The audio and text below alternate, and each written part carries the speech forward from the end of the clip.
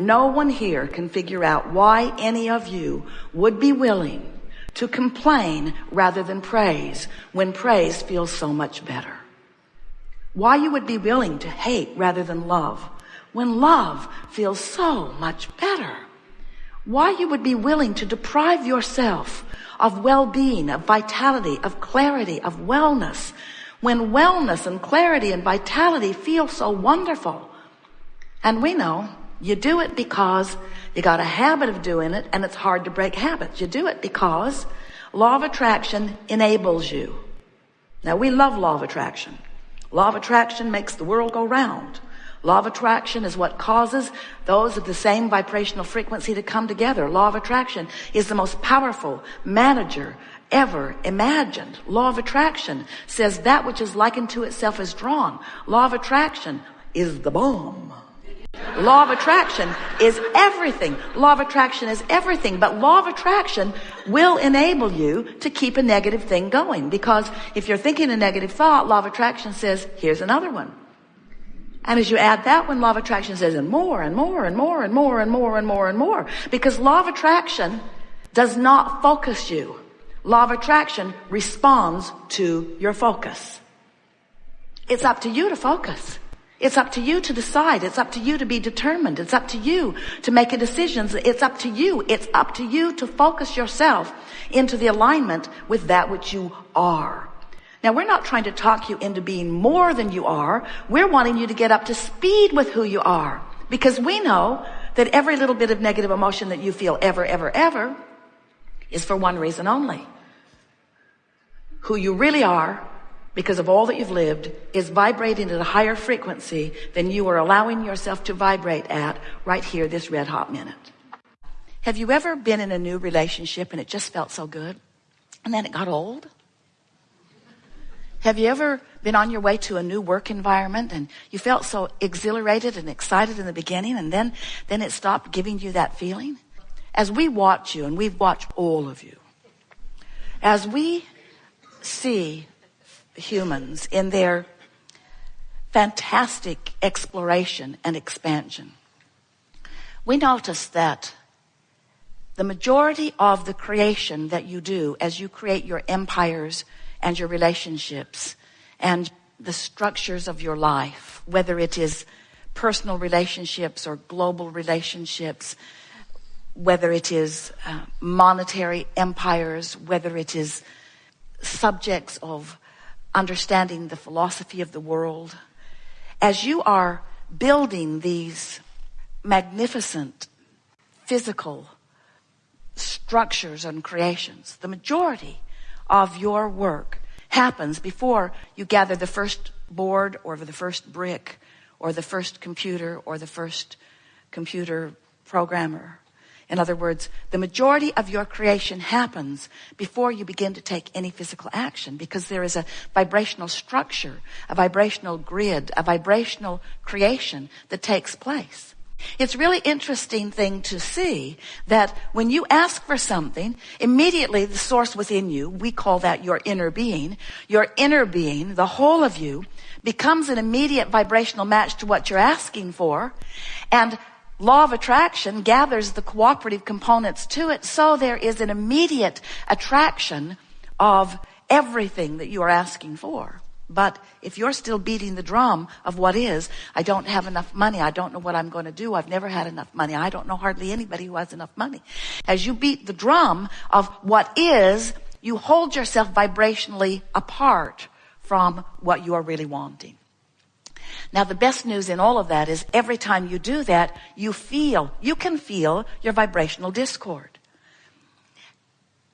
A few years back, we wrote a book with the best title ever given to a book, Ask and It Is Given. And it was speaking about exactly that.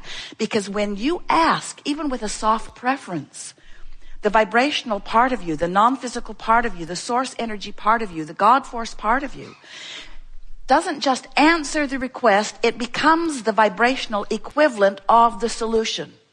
So if you've got a problem, the solution is there immediately, because you can't have a problem without asking for the solution. You can't have a question without asking for the answer.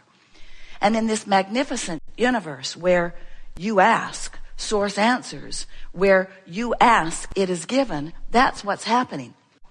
But when you feel that you have to justify it, and we know how you got there. In other words, you came into this physical body and you looked to those other big people as the vortex through which your well-being came. And as they said to you, don't behave that way. You must cater to me. You must please me. And whether they said it right out loud or not, and plenty of them did, you caught on pretty quick that you needed to do things that would make you friendly in the community in which you were living. And so you began one who pleased those around you. When they frowned, you did something different. You always, not always, but especially in the beginning, you were trying to evoke a pleasing response from those who were outside of you, even those who were well-meaning, like your parents and those up close to you. But what happened in that is that you lost your sense of your relationship with your vortex. You lost your sense of your relationship with this larger part of you who has just now become more as a result of what you have been living. Are you following us at all? There are a few things that we really want you to accept from us. And we will do our very best to convince you. And usually we are quite convincing because our knowing is strong. You are vibrational beings. Most of you don't know it. You are told about your vibration. It's indicated to you by emotion. Because the larger part of you, you can never get away from. The larger part of you, you're not dead or alive. You are alive and alive. The larger part of you is always offering this vibration. So there's always a signal that's being offered. And you, as you are focused and conscious, you are offering a vibrational signal as well. So there is always this relationship between the two vibrational aspects of you, which are indicated by your emotions. The better you feel, the more aligned you are with who you are and all that you have become. The worse you feel, the more out of alignment you are with who you are and who you have become. And that really is all you need to know. Now, we get it that you get it.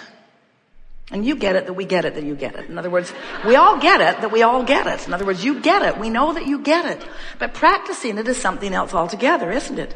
Practicing it is something else altogether. And do you know why it's hard for you to practice this, to put it into action? Is because you have become one of many who de-emphasizes your emotions.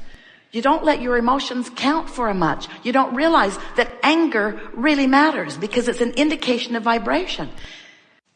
When you are tuned in to the frequency of who you are, then anyone that you visit with, you see them in the wholeness of who they are.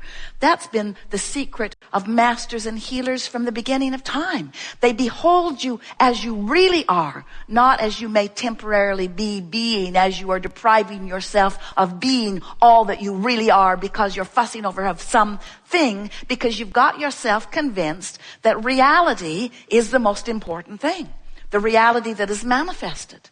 The house you live in, the body, how your body looks, how your body feels, your bank account. You think that that is reality. And we say, it is a part of reality. Certainly it is. And we understand why you think it is reality because you can see it and hear it and smell it and taste it and touch it. But we want you to know it's a reality that is past tense. It's old news. Once it's manifested, it's a vibrational dinosaur.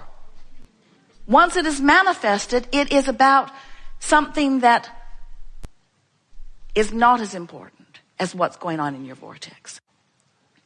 If you think of this realm that you live in and this realm that we live in as a vibrational realm rather than a physical manifested realm, it helps you to understand this more clearly. And there's plenty in your physical world that you accept as being vibrational. You can't set your radio dial on 6:30 a.m. and hear what's being broadcast on 98.7 FM. The frequencies have to line up. And the frequency of your vortex is a very high, pure, non-resistant frequency.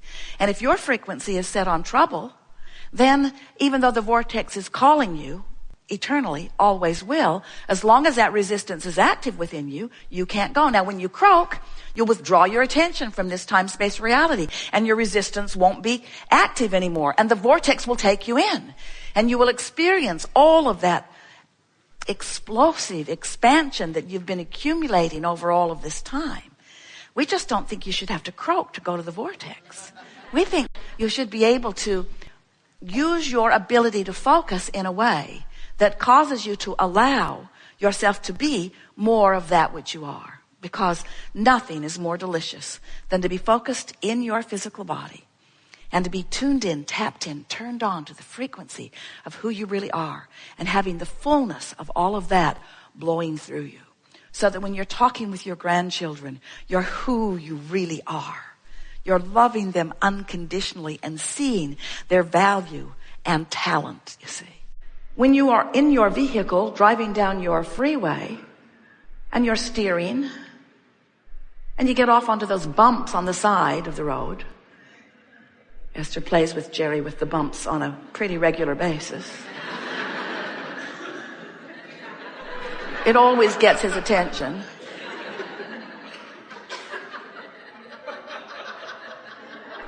No wise person would ignore those bumps. In other words, when you're on the bumps, you're close to the bar pit. When you're on the bumps, you're either veering into the oncoming traffic or veering over into another lane. Those bumps are indicators to let you know you're not doing with this vehicle what you mean to do with this vehicle. So when you feel the bumps of negative emotion, it's an indicator to do something. But so often you don't, because it's entertaining to complain. Or because you're making a damn good point that someone needs to get. You're mad as hell and you're not going to take it anymore, and it's high time that someone else feels as bad about this as you do. There are all kinds of reasons, but mostly it's because you don't realize what's going on. You don't realize that negative emotion indicates resistance in your vibration. And resistance in your vibration means you're slowing down your vibration. And slowing down your vibration means you're not up to speed with who you are. And not being up to speed with who you are prevents you from being who you are, from feeling who you are, from manifesting who you are. But most of all,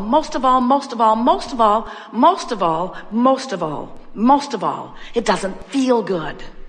It doesn't feel good. It doesn't feel good to not be who you are. Why you put up with that defies the logic of source energy, we want to tell you.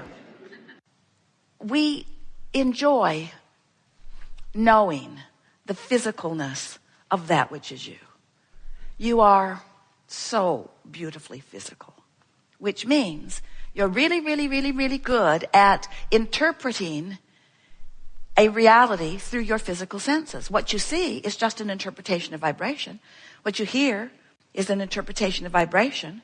What you smell and taste and touch, just vibrational interpretations. But you, bless you, you make that reality, because I can see it and hear it and smell it and taste it and touch it. So that's real. And what's in the vortex, Abraham, dear friend, that vortex that you keep pointing at and telling us we should get in it, I have to tell you, we hear you say, I can't actually see or hear or smell or taste or touch anything over there. So I'm not so sure that that's a reality worth giving my attention to. And we say, that's what trips you up. Your reality that is so, you just like it so much. It calls you because you can see it and hear it and smell it and taste and touch it. So you want to see it and look at it and taste it and touch it and hear it. You want to give it your undivided attention. And we say, if you give your problem your undivided attention, you hold yourself apart from being a cooperative component to the solution. You say, but I can't see the solution, and let me tell you about the problem. I've had it for a long time. I've never liked it. It bothers me in this way, and this way, and this way, and this way. Others have it too. We have a meetup group online.